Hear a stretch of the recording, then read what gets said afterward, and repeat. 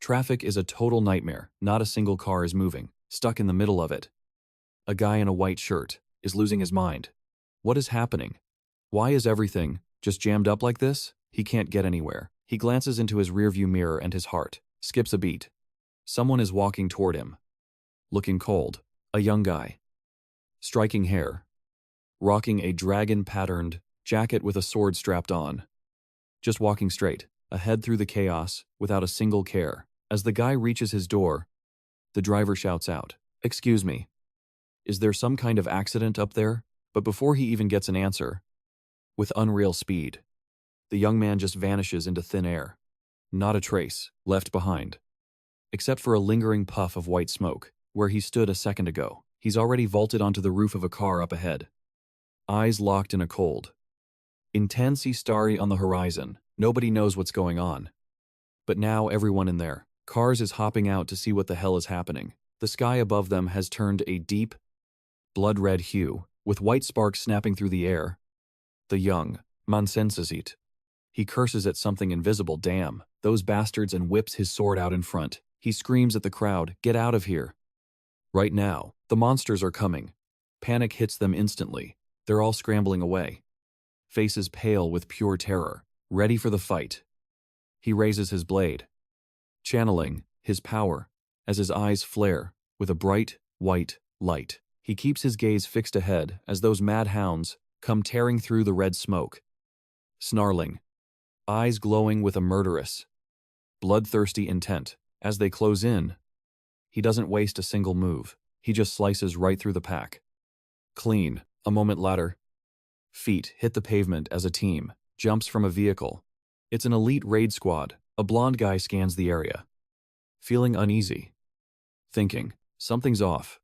If the portal is still wide open, that means monsters are pouring out. So why are there no corpses? He shakes off the thought and charges forward. He's sprinting now, shouting with a frantic urgency, "We are the raid squad. Get out of our way." Then, something up ahead makes him slam to a stop. He freezes, face drained of color, terrified. What the hell is this thing? Right in front of them. A massive monster. Enemy raid boss. Rank 4. The Quadra Drake lumbers forward, every heavy step crushing the earth beneath it. Anything in its path simply obliterated. This beast is high tier. The kind that even veteran raiders with golden seals fear. Only those fully prepared dare to stand their ground against a monster like this. Just then, a young man in a sharp coat steps up to the plate. He unleashes an incredible level of aura, drowning the Drake in a sea of flames. A loud guy named Jose panics, spinning around to ask who the blonde kid is. But even that blonde kid is just as clueless about what just happened. He stares at the guy in the coat, eyes locked on the golden dragon emblem. He realizes that's the raider Lee Samin. One step. For some, it is nothing. For those who have fallen, it feels like a cliff. But remember, when someone is down, a single word is enough to pull them up. Lee Samin. You aren't a coward. Those words changed everything for him. Since monsters appeared, the world split into two raiders and everyone else. And for me? Well, let's just say my story is a bit different. Now watch this. We're shifting to the high-rise office of the Raider Management Bureau. Samin sits there, totally spaced out, until a staff member snaps him back to reality. She tells him it is his turn to enter.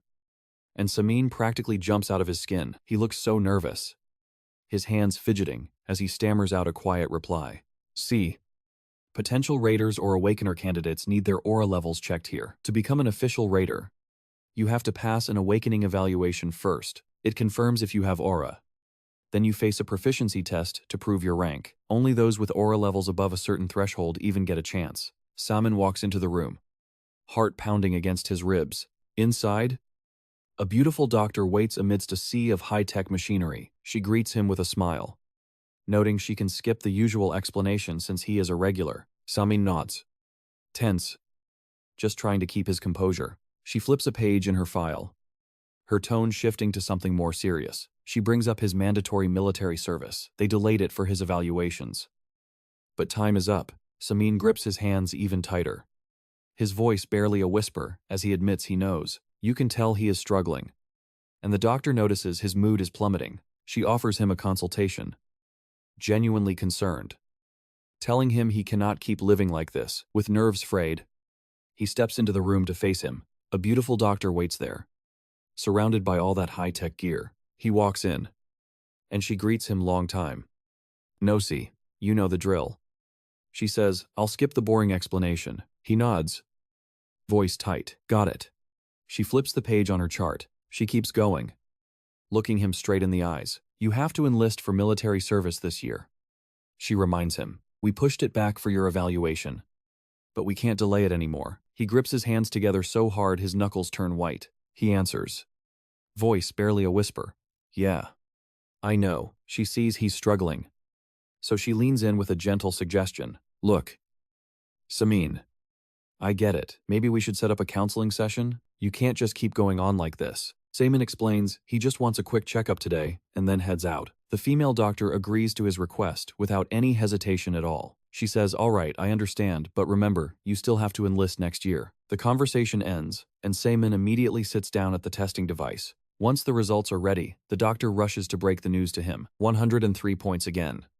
Exactly the same as it was before. Hearing those words leaves Samin feeling totally crushed and frustrated with himself. He thinks to himself that normal aura levels start at 100 and grow, but his aura level has stayed frozen since he was first labeled a fake awakener. Even after training with everything he had and putting in all that hard work, he finally had to accept that he just lacked the talent of a real raider. That number never budged an inch, despite every effort he poured in over years. With the checkup done, the doctor quickly hands over a sign-off form. She tells him it is finished, and asks him to sign the document here. Samin nods and signs the paper, while his thoughts keep racing in his head. There was a time he actually believed he could reach his goals and dreams, but reality is harsh and brutal.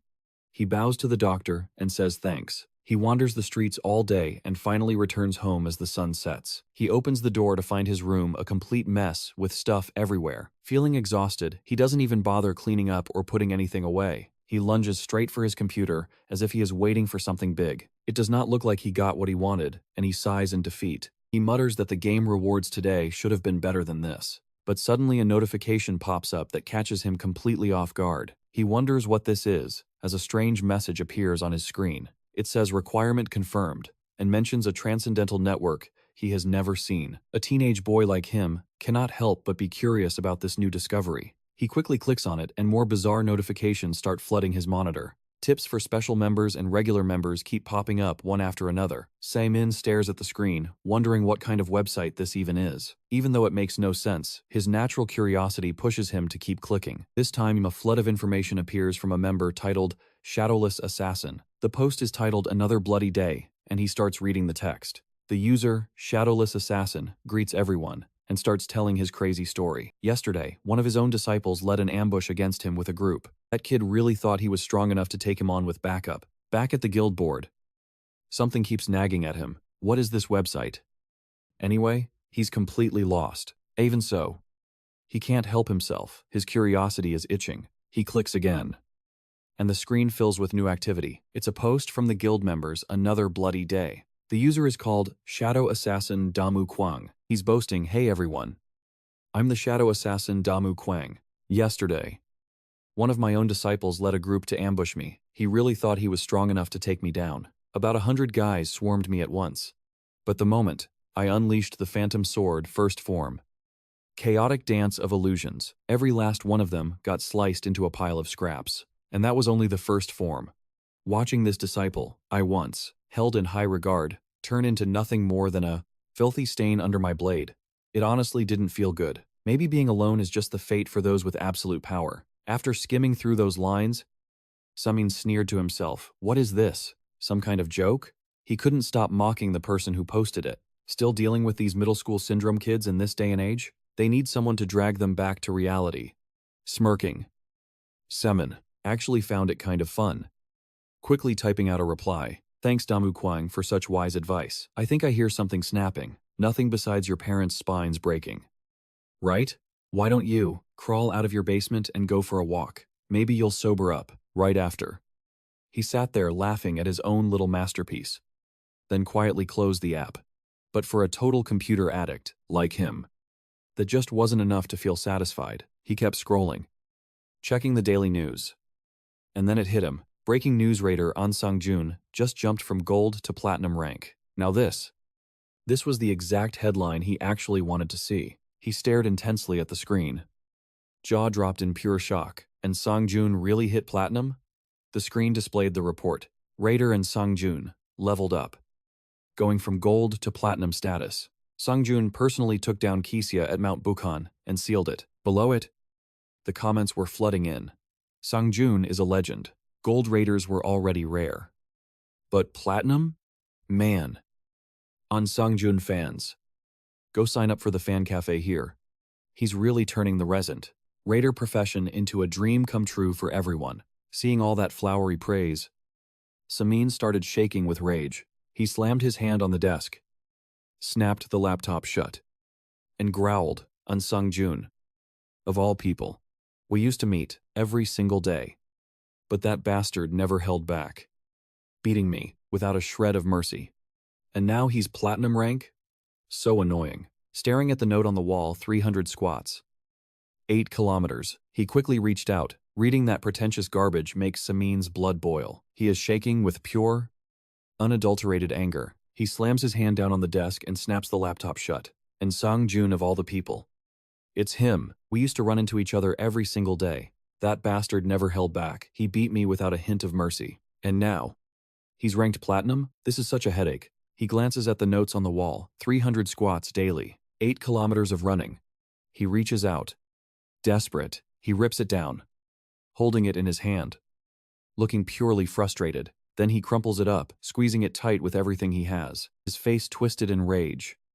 He shouts out, "This is all just so annoying, so incredibly annoying." Slowly, his hand reaches out and flips open his computer. He stares blankly at the screen, thinking, yeah, I am a loser. I dropped out thinking I would become a top-tier raider, but here I am. Stuck for years now, with absolutely no degree. Suddenly, his computer screen flickers. A notification pops up, rank officially verified. He's stunned. Why does this random website keep popping up anyway? New member detected, Wanderer Kim Bong-gak. Looks like we've got a new recruit, a transcendental being. Watch your manners. People. This guy actually looks pretty interesting. Zemin immediately comments, mocking the unemployed guy. Hey there. Wanderer, you some kind of broke brother, or what? Drop your account number. I will donate some cash. I am a raider. After all, Wanderer Kim Bong-gak immediately fires back. You little brat. Calling me a raider? That is just your dimension. How old are you? Kid. Calling me brother? Zemin. Curious. Types back, so how old are you anyway? Bong-gak replies, I stopped counting after 140 years, but does age even matter to us transcendental beings? Seeing such a total bluff, Zemin just laughs it off. Seriously? Is this guy for real? He keeps staring at the chat. A new message appears from the Archmage Eliana. I need to meet this guy myself. I will use the Dragon Lord points. Immune Kazeo replies to the Archmage, stay calm. Do you even know how many points that is? Do not waste them. Just ignore him. Reading this, Zemin thinks to himself, Archmage, when I see you, I will know exactly who you are. Just try coming here. Right then. Something forms right behind his back. A surge of power is building up. While he is busy gloating over his own comment, the energy grows. Dark smoke starts pouring out, mixed with crackling sparks of lightning. A dark, eerie voice echoes through the room. So, what happens if we actually meet? Not believing his own ears, Zemin turns around in a total panic. Within that wave of power, the woman's voice speaks again. Are you the unemployed, Zemin? Seeing this nightmare unfold, Zemin is left completely speechless. He freezes, pure terror on his face. Sweat starts dripping down his forehead. And finally, the owner of that voice steps out from the shadows. You won't believe who's standing right in front of him, floating midair. She grips her staff. Suspended in the night sky, beneath the moonlight stands a gateway, glowing with ancient, hidden energy. She glides gracefully towards Samin. Bathed in that soft lunar glow, her face is stunning, like a celestial being stepping into our world. She speaks. Voice sharp, I am here to see what kind of human you are. You are a disaster. Without a second thought, she steps through the gate, right into Salmon's room. She witnesses the nightmare unfolding before her eyes, a ghostly scene. Terrifying.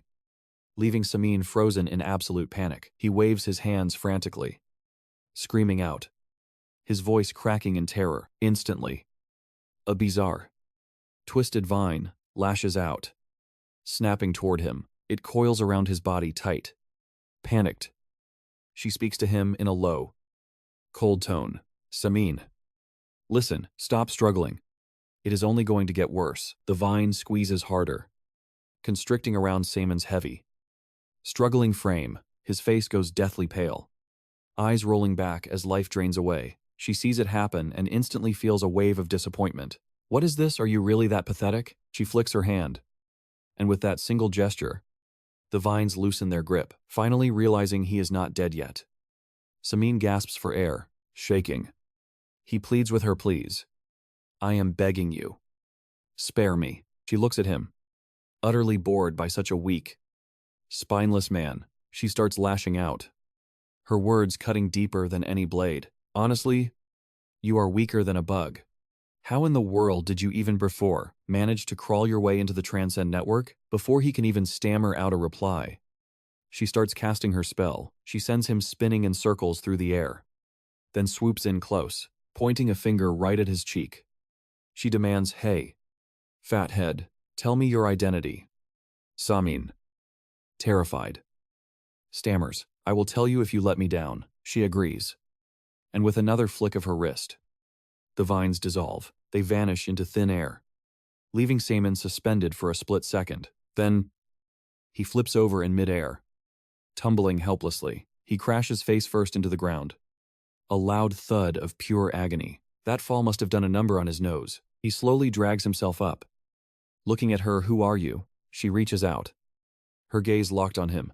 I am Iana. Seeing how terrified he is, Iana cannot help but taunt him. You were acting so tough earlier. Surely you were not lying about being a raider? Samin stutters, trying to find his words. No, it is the truth. But it is more like I am just about to become a raider. Yeah, something like that. Iana explodes. So which is it? Is it true or not? Samin rushes to explain. Look, in this world, there is something called aura. People who hunt beasts use it, and they are called raiders. Not everyone has it, but I actually awakened mine. That means I have aura too. And I am just getting started. It's called an invader skill. She says not everyone has one, but I've awakened too. So I've got my own aura. Iana eyes him with total doubt. Really? That is it? Let me see your aura then, she demands. Samin agrees immediately. Without a second thought, he starts showing off his skills. Faint, hazy blue smoke begins to swirl around him. It builds up fast, thicker and thicker, until his body starts shaking uncontrollably. Then, as quick as a flash, it all just vanishes. Iana looks completely deflated. Seriously? That is all? Samin just looks up, flashing a confident, bright smile. Yeah, he says. But he has no idea what is coming. Iana is beyond disappointed, and she is getting angry. She shoots a glare sharp enough to kill. You joking with me? Suddenly, eerie magical winds whip through the room. Bottles are rattling everywhere, shaking off the shelves. Even the clothes hanging on the rack are swinging wildly. Iana is turning fierce, her eyes glowing with pure rage. Waves of killing intent are radiating off her in heat. Seeing this beautiful girl turn into a total nightmare has Samin absolutely terrified. Trembling in his boots, he thinks to himself, a transcendent being, basically a monster. Iana refuses to accept she has been played by this guy. She glares at him, face twisted in pure fury. You. Samin is completely panicked now, desperate to survive. Please, he pleads. Just spare my life. But inside, he is spiraling. Is this really how I die? Out of nowhere, someone starts pounding on the door. Hey, room 203. You guys okay in there? Did we just have an earthquake? Samin snaps back, shouting no. I am fine. He puts on a blank, innocent face, wondering what just happened. Beside him, Iana is clutching her head, regretting everything. She keeps snapping at him. You total piece of trash. Because of you, I blew through all my saved up points. She glares at him, demanding an answer right now. Tell me, how did someone like you even access the network? Semen is terrified, waving his hands to explain. I really do not know. I just turned the laptop on. Iana stops, confused. What even is a laptop? Semen points right at his computer, sitting on the desk. That thing right there. The one with the light on it. Iana stares. Skeptical. That is a communication tool here? Keep talking. She snaps. And Semen rushes to answer. I swear. I have told you everything. I am not hiding anything. Iana leans in close, inspecting the laptop like it is some legendary artifact. She stares at it, completely mesmerized. She doesn't let up, pressing Semen again, if nothing else. Tell me about yourself. Semen waves it off, clearly shy. Oh, there isn't really much to say. I have gone through things just like everyone else. He adds, and in the end, I just turned into someone who stands out for nothing. Right then, Iana pulls up a chair. Watching him with intense focus, she rests her chin on her hand, legs crossed, and lets out a mocking laugh. So, that is it? You have just lived a life like a pig.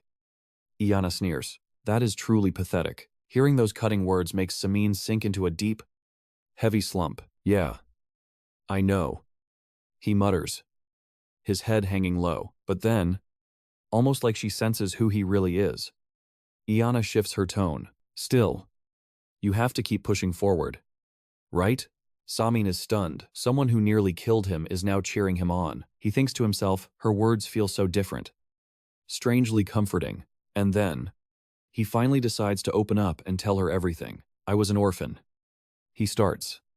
Lucky enough to be adopted by my parents, I awakened as a gifted one back in school.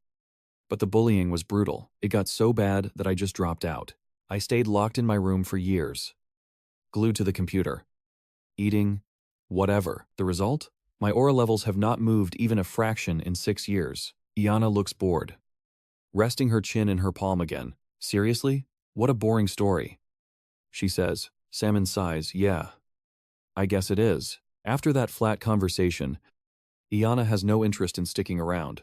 All right, I am heading out now, she tells him. Semen nods, gloomily. Understood. Just like that, Iana summons a mysterious portal right in front of him. But before she leaves, she drops one final, icy warning. Remember this, if you cause trouble on that message board again, I will kill you. Just post a letter of apology instead. She commands. I will remember that. Semen promises, his voice clear and firm. As she steps toward the portal, she suddenly freezes. She turns back to him one last time. Keep this in mind, the world is not fair. But you have to get out there. You are still human, she says. And you have to keep on living. Semen stares, completely caught off guard by her sudden shift. He quickly calls out, will we be able to meet again? Iana smiles brightly at him, then becomes someone transcendent first. With that, she vanishes right before his eyes. Semen spots something she left behind and scrambles to pick it up. He stares at it, his mind racing shoulder to shoulder with them. Iana laughs, bright and happy, then go become transcendent. She vanishes into thin air right in front of him. Semen spots something she dropped and scrambles to pick it up. He stares at it, mind racing side by side with them. Even someone like me could actually become a transcendent for real? Right after that, Semen heads to his computer and starts drafting a post. The title is an apology from a jobless loser. I bow my head. I sincerely apologize to all my brothers and sisters. The Transcendents. Lee Semen, this lowly unemployed guy, am about to blow your minds. I have some pretty intense thoughts I need to share with you all. Ever since that day, scrolling through the Transcendent network became his routine. It just became a normal part of his daily life. Then, one fine day, Semen lets out a shout of pure joy when he spots something new. Oh, big brother Karen. It has been ages since you last posted a photo. Haksukun, born the son of a slave, but carrying noble blood in him, he became a mercenary. Picking up swordsmanship after his mother was killed, he slaughtered that entire noble bloodline in a brutal quest for revenge. Then he rose up to become the strongest warrior on the entire continent. Looking at that photo of Karen and his family, Semen cannot help but smile. He says, excitedly, was this taken during your last family vacation? The kid looks exactly like his parents. Man, he's a model father now. Suddenly, A private message pops up on screen, making Semen jump. It is a notification only he can see, and it makes him so happy. He just cannot contain his excitement as he reads the new alert. Wait. It is %? The Ghost Blade. The #1 swordsman in the land? Semen frantically types back a reply, yes. Big brother. I am here. % replies instantly fast response. Hey Semen. I am actually curious. I have my eyes on a girl. But how do I win her heart? That is a tough question to ask a guy who hides inside all day. For Semen, this is a massive challenge. So he starts to think hard. He falls into a deep silence, pondering the mysteries of true romance. He quickly types back, hey, are you feeling a bit lonely lately? After digging through all the data in his head, Semen finally suggests a plan. Here's the very first move you should try to pull off. Use a message full of deep emotion to really move her heart. Look behind her back and say, hey, where are your wings? % replies, wait. You mean like a door? You want me to say that? Semen quickly clarifies, no. It is a complex wordplay. Trust me, it implies you think she looks like an actual angel from heaven. % gets so hyped. He cannot stop praising Semen for the idea. Semen rides that momentum and keeps the advice flowing hard. If she smiles back, you say, my heart feels like it is exploding, because your smile is just that bright. I mean, look at this. These high-level flirting tips have % losing his mind with excitement. Wow. You are incredible. Thanks a ton. If I win her over, I will definitely save up points to come visit you. Semen says, he is so hyped, sure thing. Big brother. I will be waiting, right after. His face drops. He actually said he would visit me, but once I actually met these transcendents, I realized something important. The one thing they share is pure execution. They never hesitate. They always keep their word. Never compromise. Never run away. Unlike them, I am nothing but lazy. Admit it, people like me? Never cut out to be a raider. He walks to the fridge, pulls out a bottle of soju, pops the cap and downs the whole thing in one go. He collapses onto his bed, tears welling up in his eyes. He groans. Frustrated, damn this life. If it was always going to be this way, why give me hope in the first place? Becoming a raider until now. I never imagined anything else. I wanted to be a real raider, to prove I wasn't wrong. I wanted to make them proud, to show them who I am. But after getting stuck at floor 103, 6 years passed. Now I can barely even drag myself out of bed. After all that whining, Semen gets back to his daily routine. He sits at his computer, typing out everything deep in his heart. He really wants to change. He falls asleep without even realizing it. 30 minutes later, something pulls him from his sleep. He struggles up, rubbing his forehead. Did I really fall asleep? Then, he remembers the forum. He posted something strange while drunk. He grabs the mouse. Frantic.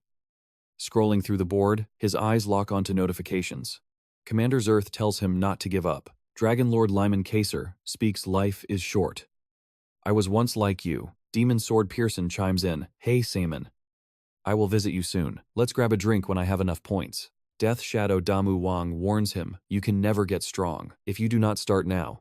Reading those words, he breaks down. He is completely overwhelmed. But right now, something is shifting. Pay close attention. Something massive is forming behind him. A surge of power, blue smoke, and sparks of lightning erupt. A mysterious figure in black slowly starts to emerge. Semen is clueless, still staring intently at his computer screen. He is silently thanking everyone for their kind words. Then, a voice cuts through the room. You are the unemployed, Lee Semen. Right? He freezes. Pure shock written all over his face. He starts reading the comments, encouraging words from his friends. It's hitting him hard. He's actually getting emotional. Right then, some kind of transcendent energy starts swirling. Blue smoke. Flickering static power manifesting right behind him. A mysterious figure in black clothes slowly takes shape. But Semen has no clue. Totally oblivious to the threat, he's still hunched over his laptop, safe in his own bubble, quietly. He thanks everyone for all the kind support. Then the mysterious figure speaks up, so you are that failure. Lee Semen. Hearing his own name takes him completely by surprise. Semen jumps, startled by the stranger, panic flashing through his mind. A voice cuts through the air. Rough. Like metal grinding against metal. It has to be a member of the Transcendence. He thinks. The man steps closer, his hand wrapped tight in rough, worn bandages. He reaches out, pressing that bandaged palm right against Se-min's back. Se-min jolts, sheer terror taking hold as he gasps for air. Raw energy starts surging, tearing its way through every inch of his body. He cries out in agony, but the mysterious man just keeps talking. He calls Se-min out for his hopelessness, his pathetic lack of drive, a curse. He calls it rot, growing deep in both mind and body. The man talks of severed bloodlines, of a spirit already broken down. Se-min is trembling, intense pain twisting his young, innocent face. Veins bulge beneath his skin, tears of pure fear stinging his eyes. It feels like snakes are crawling under his skin, burning. Endless agony. Se-min glares backward, teeth gritted, his large hand clenching into a fist. The stranger notices the move, clearly taken off guard by the boy. "You still haven't given up," he remarks. Watching Se-min fight back, he shoves Se-min hard, casting him forward into a sudden void. Everything shifts, pulling him into a space that feels completely alien. Se-min status, breathless, wondering where he has actually ended up. The man appears again, finally introducing himself to the shaking boy. "I am Dark Go Chunma, the greatest martial artist in all of history. You are not some brainless fool," A declares, his voice like thunder. Se-min looks up, stunned by this power that could force worlds to bow. He always thought Archmage Liana was the peak of absolute power, but this man, he exists on a level Se-min cannot even grasp. Before he can even process the shock, Chunma turns his back on him. "Collect your points," he commands, eyes fixed on the horizon ahead. "Access the guide board. I have prepared something special just for you." Se-min reaches out, desperate to stop him, to get more answers. "Wait," he screams out, his voice cracking. "Just hold on a second." But the figure is already fading, leaving Se-min alone in the dark. Reality snaps back like a rubber band, and he hits the floor hard. He lifts his head, confused, wondering if it was just a fever dream. But the marks on his hand tell a different, much colder story. That pain is still there, pulsing, proving that everything was real. And those words, they keep echoing over and over in his head. "You are not a coward," the voice repeats, haunting his every thought. Se-min stands up, catching himself. His body feels different, lighter. He pauses, puzzled. Why does he suddenly feel like he can move? Maybe it's time to finally clean up this disaster of a room. He sets to work, and after a while, the chaos starts to fade. Everything is organized, every piece of junk tucked away in its place. Se-min exhale, wiping sweat from his brow. Finally, it's done. He looks down at his soft, chubby hands, wondering what comes next. He actually thinks the only piece of trash left in this room is himself. Right then, he throws on his gym uniform, psyching himself up. "Just remember every single encounter that brought you here." He steps toward the door, but freezes, panic hitting him hard. But his resolve kicks in. He forces the door open, telling himself over and over, "I am not a coward." After just a few laps, he sprints home, starving like a wild tiger. Those chicken legs vanish in seconds, leaving nothing but bare bones. He thinks to himself, "I can't believe I'm this hungry. That was only 10 minutes of running. This isn't enough." He has to do it again. No choice. He bolts back outside. He stops at a utility pole, completely winded. Looks like his body just can't keep up with this intensity yet. He clings to the pole, gasping. Doing this alone is way too much. Suddenly, an ad for a local gym catches his eye. He finds the place immediately and stands right in front of the door. Se-min pushes the door open, looking totally shy and hesitant. He calls out, voice shaking, "Excuse me. Is anyone here?" Inside, he stops dead, stunned at the sight in front of him. A guy his own age, rippling with muscle, is crushing a heavy squat. Se-min stars in Tadala, already imagining himself looking like that. But his train of thought snaps as someone walks right up to him. "I haven't seen you around before. You here to train? Great to meet you. I am Coach Kim Do-bae." Se-min is caught off guard, stammering out, "I am Lee Se-min." They shake hands, and then the coach drops a bomb. "Look, I already know why you are really here. I can smell it." Se-min is completely shocked. "What?" The coach gives him a smug look. "You just had chicken, right? You think you can just show up and start training today? Cheating on your diet with fried chicken? We hate that kind of attitude. Semen jumps, offering a nervous, awkward laugh. I am so sorry. No time for talk. The coach grabs Semen by the arm and drags him away. First things first, we have to get you warmed up. He gives him a fierce, angry glare and yells, "You are here now. You need to start this right this second." No excuses. Semen is terrified, stammering out, "Yes. Yes. Right away." Then, the coach shoves him a sudden, jarring touch that takes him by surprise. Samin jumps back, his smile awkward and forced. "Sorry." He mumbles, "No more talk." The coach grabs Samin by the arm, hauling him off. He keeps shouting that first. They need to warm up properly. Then, with a face twisted in pure rage, he roars, "Since you made it all this way, we start right now." Samin is shaking, stammering out a quiet yes.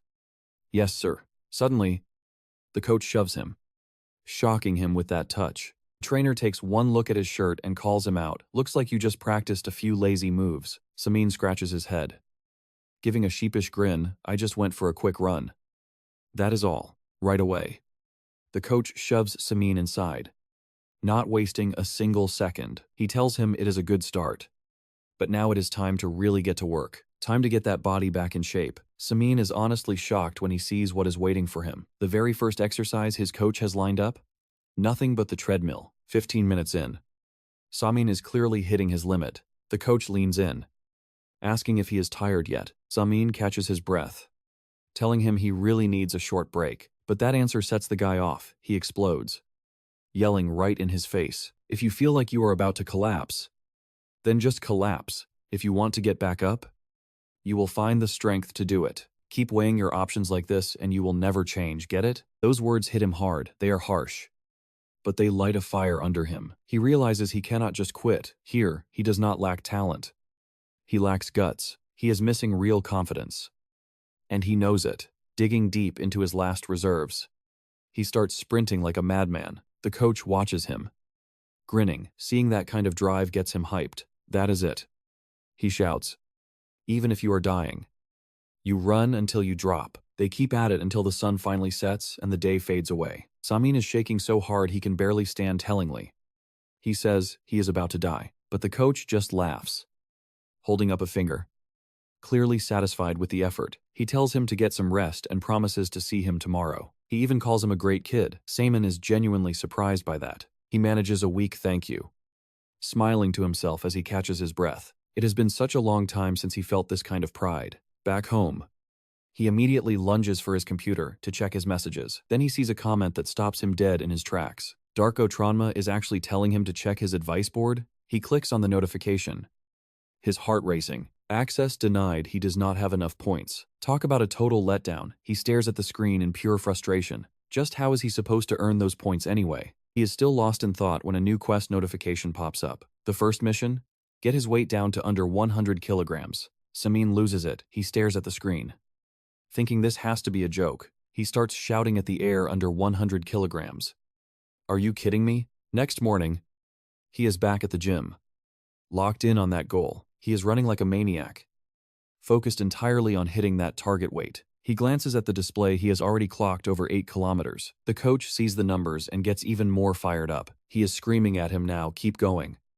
Run until you drop dead." Another grueling day ends, leaving Samin completely drained. Sometime later, on a beautiful morning, everything is about to change. Splashing water on his face, Samin catches a glimpse of himself in the mirror. He stares, genuinely shocked. "Wait, did I actually lose some weight? A bit of weight off," he thinks. Looks like it. A grin spreads across his face, pure excitement kicking in right then. He cheers himself on. "Come on, Samin. Let's give it everything today." He bolts out the door, throwing himself into a rhythm on the street, sprinting along. He's already mapping out the grind for this morning. "I'll hit some cardio, mix in interval training. Yeah, that sounds about right." Just then, a woman in a pink top jogs right past him. She catches a glimpse of him, glancing back over her shoulder. He's out jogging again? She wonders. Honestly, at first I thought a wild boar was chasing me. Looks like he actually dropped a few pounds. Huh. Back to Samin. He's diving into his next drill, the high-intensity interval training. He's totally wiped. But he keeps pushing. Fueling himself with pure grit, he whispers his resolve aloud. Needing to hear the words himself. If I don't start now, I'll never get any stronger than this. I'm no coward, even if it kills me. I'm reaching that goal. His intense drive catches the eye of that woman in pink again. She glances over. Thinking man. He's really putting in the work. Simon stops to catch his breath and grab a quick drink. She starts making her move. Heading straight toward his back, with a smile. She calls out, "Hey, you're putting in serious effort, aren't you?" Samin jumps. Totally caught off guard by the sudden question, she closes the gap between them. Continuing with a casual tone, "You're here every time." It's rare to find someone this dedicated, but Salmon doesn't even blink. Acting completely indifferent. "Yeah. Excuse me." And just like that, he turns on his heel and walks off. She's left standing there, feeling totally brushed off and seriously annoyed, watching him walk away. She fumes. What is his problem? I actually tried to strike up a conversation with him. Salmon doesn't care. He's lost in thought. His mind racing elsewhere. That faint scent, he caught it. The lingering smell of an awakened, it's subtle. But he can definitely smell it on her. That woman, she has to be at least blue rank. The physical capabilities of an awakened are worlds apart from a normal person. Even the lowest level blue rank is leagues above any regular human. They operate on a completely different level of power. Plus, the massive rewards they pull in for risking their lives, it really shows that sense of absolute privilege they carry. Through these long days of training, he's finally realized the truth. There's a wall here that just doesn't move. Between awakened and normal people, or even between the awakened themselves. Suddenly, he hears it, rapid footsteps thumping hard against the pavement behind him. That woman in pink is closing in. Moving at an incredible speed, quick as a flash. Samin darts right past the car, still feeling salty about what just went down. She pivots back, she sticks her tongue out, taunting him drop dead. "You fat uncle, save your energy." She says all that training, it won't change a thing. With a wave, she takes off, leaving a fuming Salmon in the dust. Back home, he drags himself into his room, completely wiped out, but a notification popping up on his screen catches his eye. His interest spikes, and he rushes over to the monitor, eagerly. He leans in. What is it today? Oh, Iana. She looks so scary at first. But honestly, she's actually pretty kind. He sits down and quickly tries to steady his racing pulse, shaking his head. He snaps out of it. Get a grip. She's way out of his league. He thinks.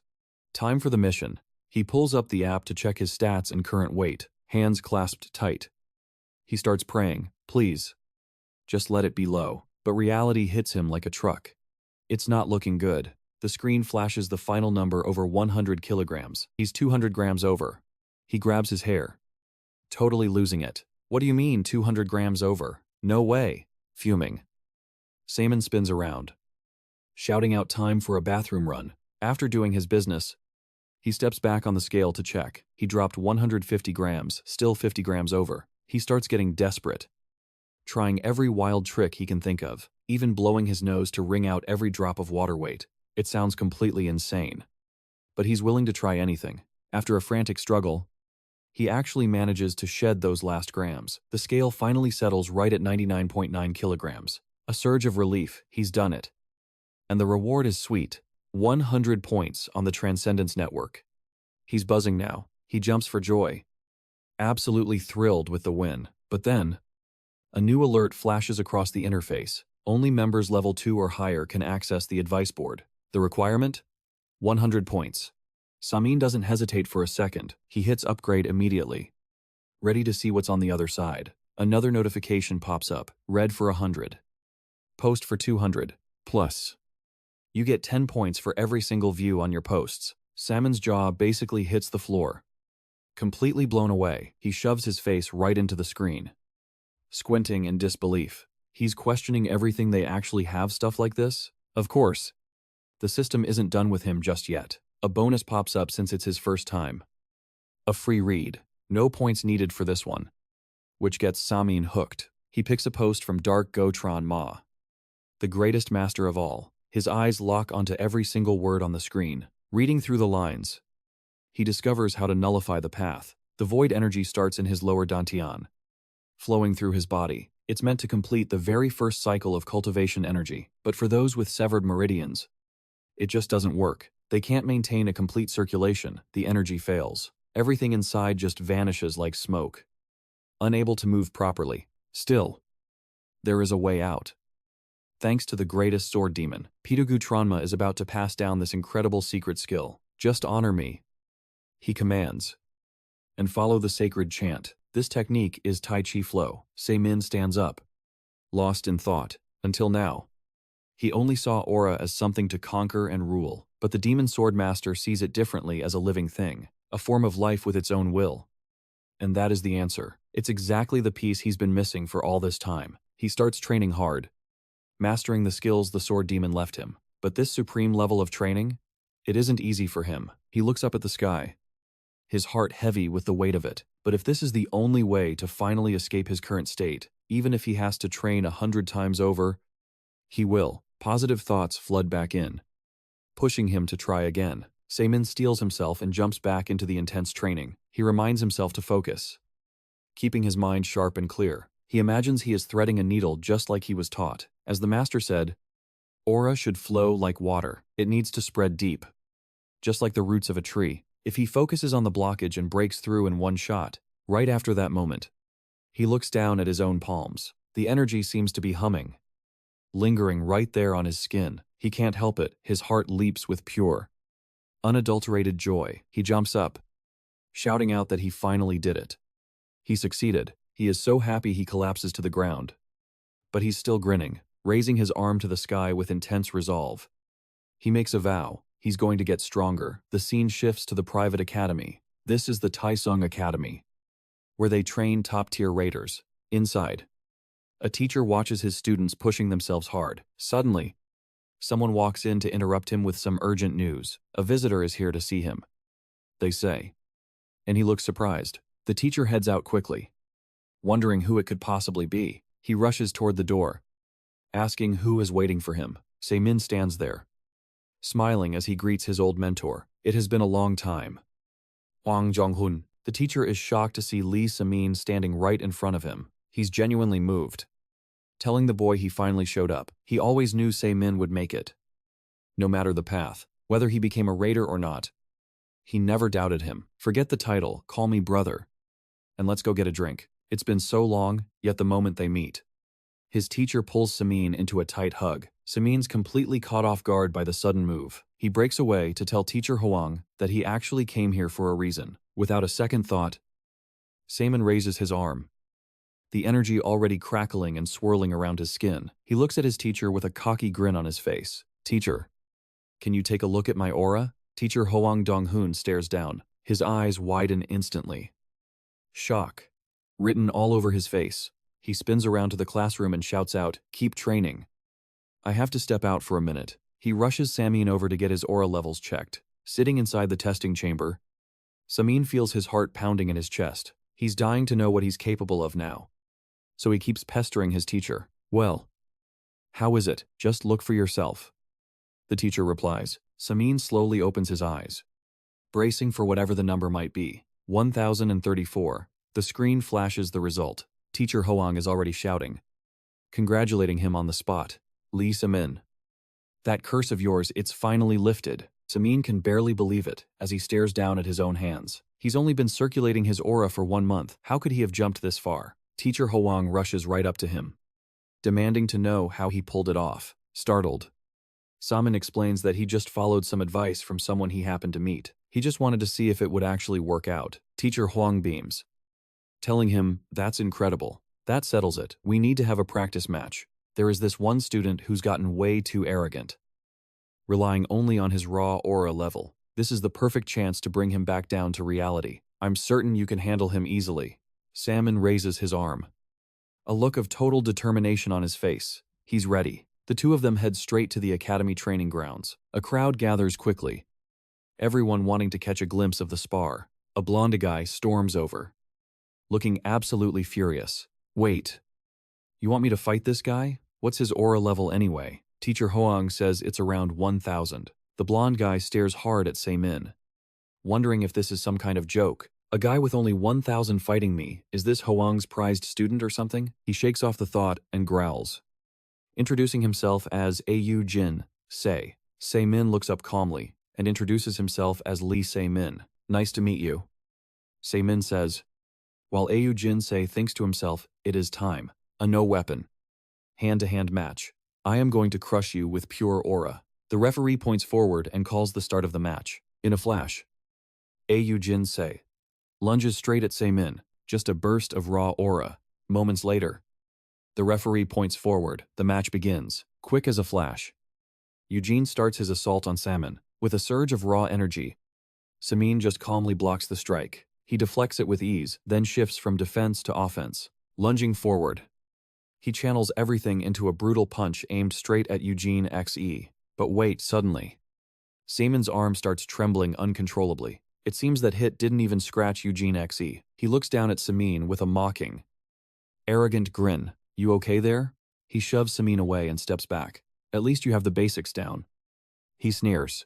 But here is where the real fight actually begins. With that, he charges, unleashing a powerful kick with his left leg. Again, Samin raises his guard and stops the attack dead in its tracks, but the sheer force behind it sends Salmon skidding all the way to the edge. Seeing Samin weakened on the mat, Eugene XE rushes in for the finish. His right leg explodes with power. Eyes filled with killing intent. It is over, he thinks, but just in time. Samin dodges to the side. He grabs Eugene XE's leg and slams him hard against the floor. Most hunters rarely bother with martial arts. They fight monsters, not humans, so close combat rarely matters. But this match? This is different. Eugene X, face twisted in rage, lashes out with another vicious kick. Once more, Samin slides back, effortlessly dodging the blow. The crowd below starts laughing and jeering. What is that? Are you just kicking the air? Hearing them, Eugene XE snaps, glaring at the crowd with pure malice. His anger hits the breaking point, channeling all his power into his fist. He storms toward Samin. He throws a strike glowing with blue aura, aiming straight for Samin's head. Samin braces, funneling his own strength into his left arm. Then a sudden uppercut connects, snapping Eugene XE's head back. Eyes rolling, he crashes onto the mat with a thud. It does not stop there. Samin pins him down instantly, a tight armbar, pinning his legs. Eugene XE howls in agony. As soon as the match ends, Samin rushes straight home. He won. 2R. But his mind is still sharp. Don't get too excited. Lee Samin, he warns himself. That guy barely trains and has zero real passion. This win is just the result of his own grueling, relentless practice. It showed up a bit late. Maybe. But everything has been developing right. Taking that guy down, it was always going to happen. Don't get too excited. Lee Samin thinks, that guy hasn't trained right for a long time, and he has zero passion. What you're seeing?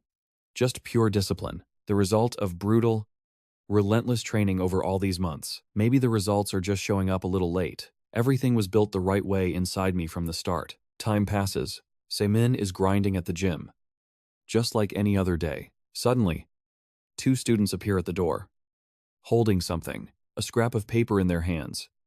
Eyes locked right on Samin. He catches them staring, and the blonde kid looks totally shocked. He whispers to his buddy, "Wow, that really must be him." The kid with glasses suggests maybe we should just go ask. Samin notices that paper in their hands, eyebrow arching. Is that his before and after transformation on a flyer? The glasses-wearing kid walks right up to Samin, trembling. "Excuse me." He stammers. "Excuse me." Terror? Samin turns around, eyes wide. "Excuse me." "I, sir?" The kid jumps, panic hitting him. No.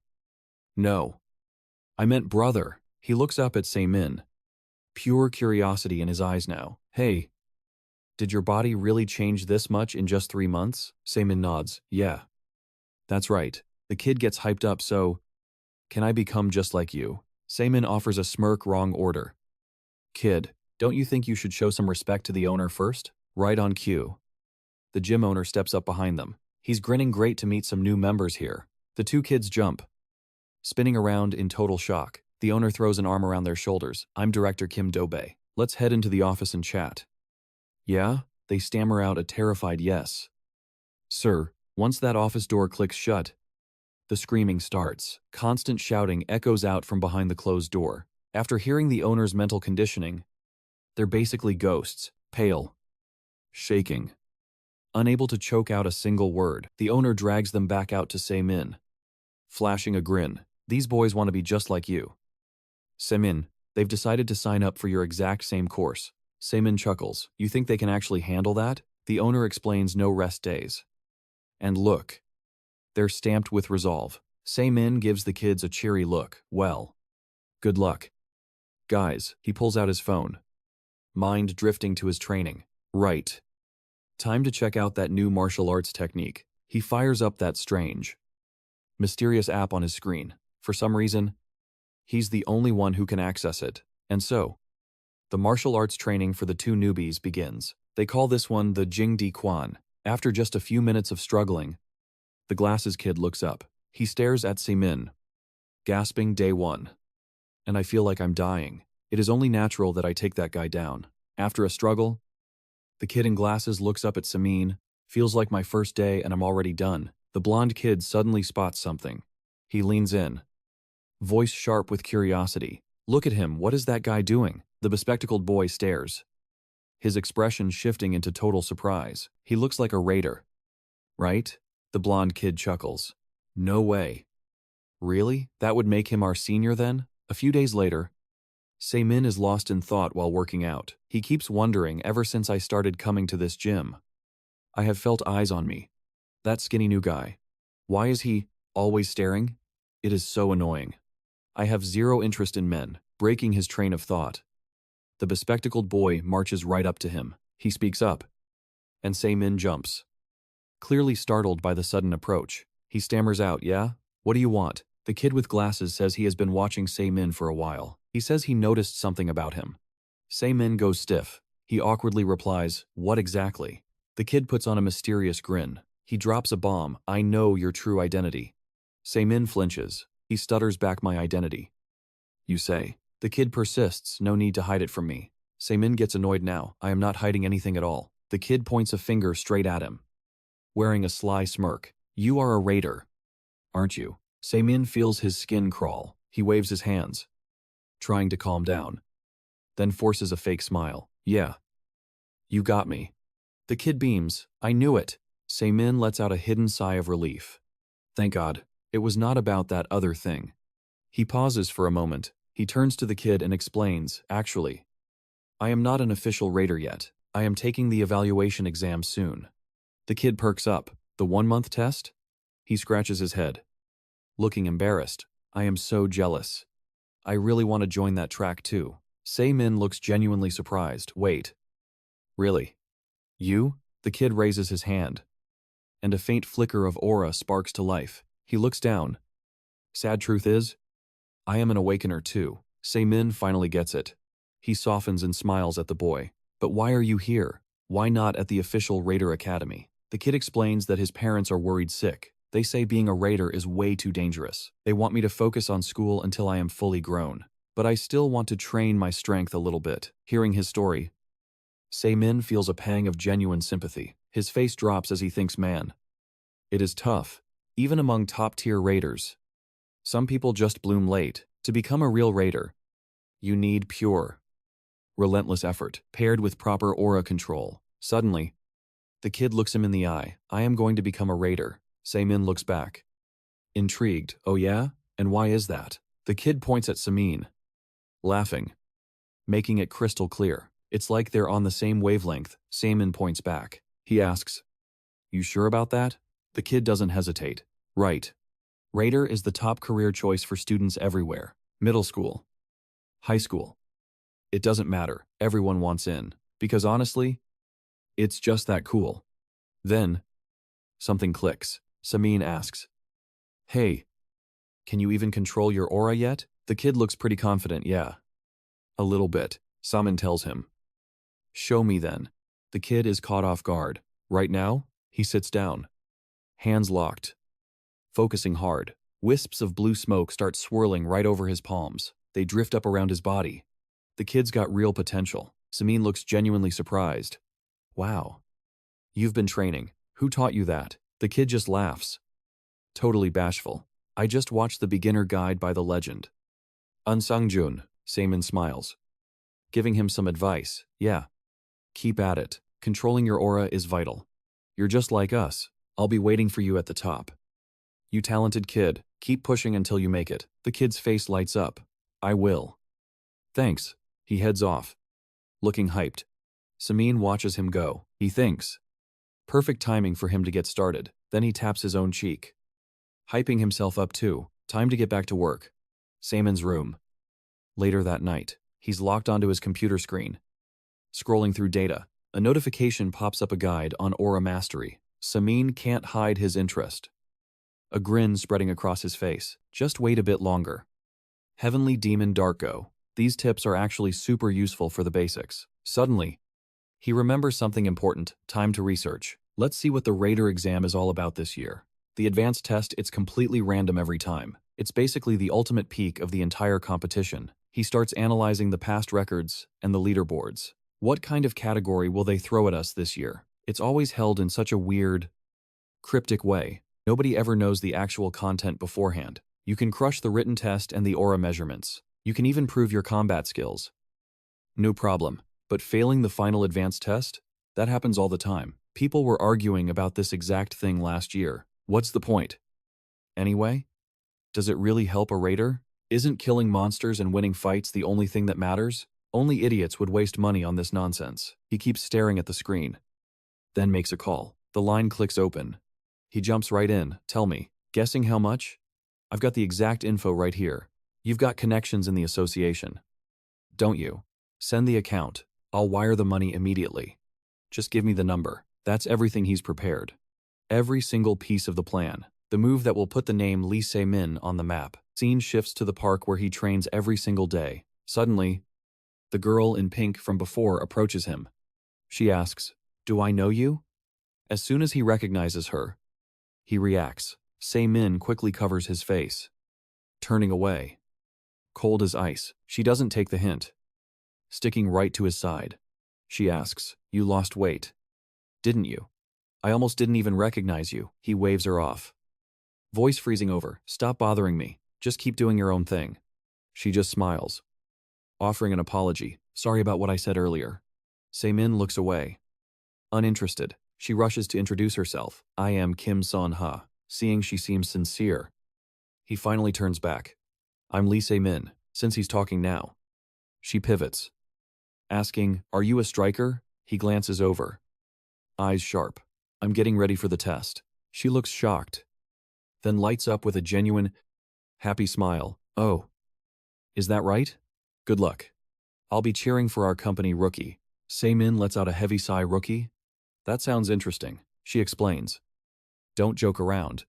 That person is our company ace. You know that, right?" Se-min gets a defiant look in his eye. "How about a little bet? Between your rookie and me, let's see who wins. The loser owes the winner a wish. Anything the winner wants." She points a finger right at him. Her expression is full of doubt. "Do you actually dare to?" 7:15 in the morning. The front gate to the testing center. Se-min looks genuinely nervous. Walking through the massive, packed crowd, he thinks to himself, "Thanks, Heavenly Demon Doggo, Tioma, and Ijana. I believe in you guys." Suddenly, his eyes lock onto Eugene C. He wonders to himself, "Wait, he's taking the test too? I can't let myself fall behind. I can't let my pride drop like this." With that, Se-min strides forward, walking confidently inside. The first test is a written exam. Everyone is locked in, totally focused on their papers. Se-min scans the questions. He thinks they really cranked up the difficulty this year. These ancient texts are brutal. Lots of trick questions in here, but it's gotta be hard. That's the only way it's worth it. A short while later, he finally finishes up the entire exam. Scanning the exam paper, he thinks to himself, this year, they really cranked up the difficulty. These ancient texts are tricky, packed with traps. But honestly, you need that kind of challenge to make the effort worth it. And soon, he finishes the test. Se-min leans back, soaking in that sweet taste of victory. He glances over at the other students struggling with their papers, watching them sweat through the exam. He can't help but wonder, if the written test is this rough, how will they handle the advanced stuff? Suddenly, the teacher's voice cuts through the room like a blade. The bell rings, time is up. Drop your pens right now. Turn in your papers. Anyone still holding a pen gets disqualified. Seymin glances over at his buddy, Eugene Exa, sitting right there. But Eugene is still scrambling, trying to squeeze in one last answer, faster than sight. A spark of lightning flashes across the room. It strikes straight toward Eugene, making him jolt in sheer pain. The teacher glares, his voice dropping to a dangerous sibilance. Low growl. Did I not already warn you? Eugene? I meant what I said. 3 people down already. Get out of here. Right now. He explains that for raiders risking their lives, rules are everything. Sticking to the principles is your only guarantee of survival. Even a tiny bit of leniency, thinking it is no big deal, that mindset is exactly what puts an entire team in danger. So remember, follow the rules. That is the only way forward. Act on your own, and no one is going to welcome you. Then, the teacher's expression shifts. A sudden, cheerful grin appears. Good luck to you all, and thanks for your hard work today. As the test ends, the classroom erupts into nervous whispers. That was brutal. Does this mean I'm going to fail? Once I measure my aura, the test is finally over. Right? Seymin feels the tension rising. Thinking it through to himself, it is definitely tough. But no way am I failing this. He starts gathering his energy right there in the middle of the lecture hall. The required aura for this test is 5,000. Last time he checked, his own level hit 5,100. Watching him, 2 guys nearby start laughing and mocking him. Hey, look at that guy. Using his aura in here? Seriously? Ignoring their jeers, Seymin tries to focus his mind, but suddenly, dark, unsettling thoughts start flooding his head. He recalls the words of the heaven demon, Dark Gotron. He taught that the ultimate state represents perfect harmony. It links yin and yang, heaven, earth, and all of humanity. It is tied to the very essence of prosperity and integrity. As his aura expands, memories rush back to him all at once. The first time he said he wanted to become a professional raider, his foster parents, who believed in him without a single doubt, cutting through his thoughts. The teacher suddenly looms over him. He asks what he is doing, catching Seymin completely off guard. The teacher stresses that using aura in a safe zone is prohibited. Seymin bows his head in a hurry. I am so sorry. No blame. No punishment for his mistake. The teacher just gently pats Seymin on the shoulder. He explains he has been scouting aura deep in the monster-filled woods. Ever since they appeared, he hasn't rested for even a second. Seymin looks up, eyes bright with excitement. He asks if it was dangerous. The teacher just laughs it off. That is what being a pro raider is all about. Every fight is risky, but conquering the gates? That is the real memory. He beat every single beast waiting inside those gates. Even that monster from the encyclopedia, the Black Castle boss. He couldn't register his victory officially though, because no matter what he did, he just could not defeat it. To this day, no one has managed to clear that thing. No matter how many attacks he landed, it would not budge. It just kept crawling toward him. Truly terrifying. But right then, the captain cuts him off. Someone is pounding on the door. Hard. The door swings open, and the manager rushes in. Breathless, she says the aura test is ending soon.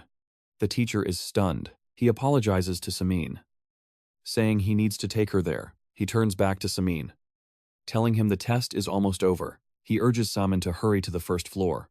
He really wants a good result. Seymin smiles, thanking him, and takes off. He reaches the first floor. Rushing toward the testing station, the receptionist spots him and points to the side. She tells him to wait over there for a bit. Seymin joins the back of the line, just like everyone else. Suddenly, chaos erupts at the front of the line. Seymin is confused. What is going on up there? The 2 guys who mocked him earlier are storming out, cursing up a storm. Seymin taps the guy in front of him, dying to know what happened. The guy in the brown shirt turns back, looking completely shocked. He says someone just hit an aura reading of over 30,000. Seymin freezes. 30,000? No way. He stands there, mind racing. 30,000? Even the top-tier raiders barely crack 20,000. Seymin leans in, voice full of doubt. Who the heck is that? The guy covers his mouth, whispering the name. They call her Bang Yubi, and apparently, she is beautiful. 2. Samin thinks to himself, wait. Bang Yubi is a girl? Then he remembers Kim San-ha mentioning a rookie from their company. Samin is stunned. No way. He starts chuckling to himself. He asks the guy if anyone got disqualified yet. The guy turns back and shakes his head no way. There is no way anyone here has an AI under 5,000. Right? I still remember my last score was 5,001. Samin. He gives an awkward laugh. Yeah. Of course. After waiting forever. Finally, it is Samin's turn. And obviously, he is the very last one. During this test, Samin nervously walks up and sits in the machine. The technician turns around and reminds him, hey, lie down there. Please. He lies down. And at that same moment, the device starts up. Samin squeezes his eyes shut, his face full of pure anxiety. 5 minutes later, the technician calls out Lee Se-min. 7,180. Naturally, hearing that result leaves our Se-min completely stunned. He bolts upright, his expression filled with total joy. He shouts out, yes. Yes. This is great. This is just peak. Absolutely incredible. Then he starts kowtowing repeatedly, shouting loudly, thank you. Thank you. Sir. Afterward, he rushes over to grab the technician's hand. With tears in his eyes, he says thanks. Wish you a prosperous year. Once everything is done, he walks out looking completely thrilled and happy. The scene shifts to a restaurant somewhere, and Samin sits there. He is humming along to the music, looking incredibly satisfied, thinking to himself, the world is just so beautiful. Isn't it? Suddenly, like he spots something, a girl wearing a sword, strapped right there on her back. He gets frustrated and mumbles, does she really need to show it off? Right behind his back, a hand starts reaching out toward him, creeping in closer. The kid with glasses gleefully scares him, making Samin jump in shock. The kid with glasses quickly asks, hey, how did the test go? Samin happily replies, it was amazing. What do you want to eat? The kid answers, pork belly. Please. A little while later, a table full of meat and food is served, and Samin is excited. He declares, listen up guys. Today I am treating you all, with all my heart, so eat until you are completely stuffed. Don't think I treat you like this every single day. The kid with glasses teases, hey, instead of being a raider, why don't you just open a barbecue restaurant? Honestly, if grilling meat is an art form, then you are a true artist. Samin quickly retorts, if a talent like me opens a barbecue joint, this nation would lose a genius. You know. The kid smiles brightly and says, genius is my middle name.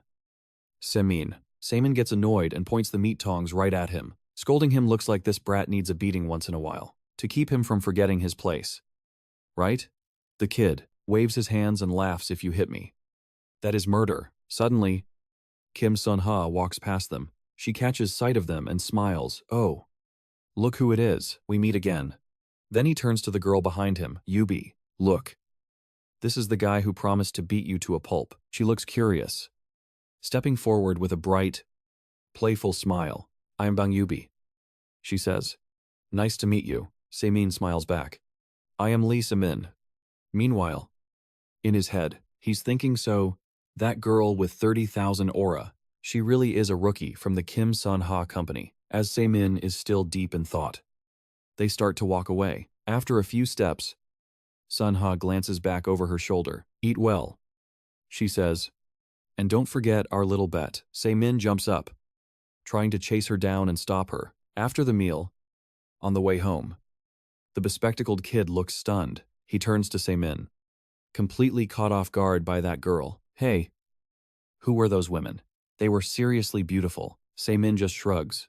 Don't judge a book by its cover. He puts an arm around both kids. Choose your friends wisely. Get it? Anyway, how about a second round at karaoke? The blonde kid cheers up. Oh, that sounds great. Let's go. Suddenly, from behind them, a streak of red light hits the ground. Sensing something bad is about to happen, Samin turns around. The two kids turn too, looking confused. Why are you stopping? Samin steps in front of them, his face serious and worried. Inye. Jimin.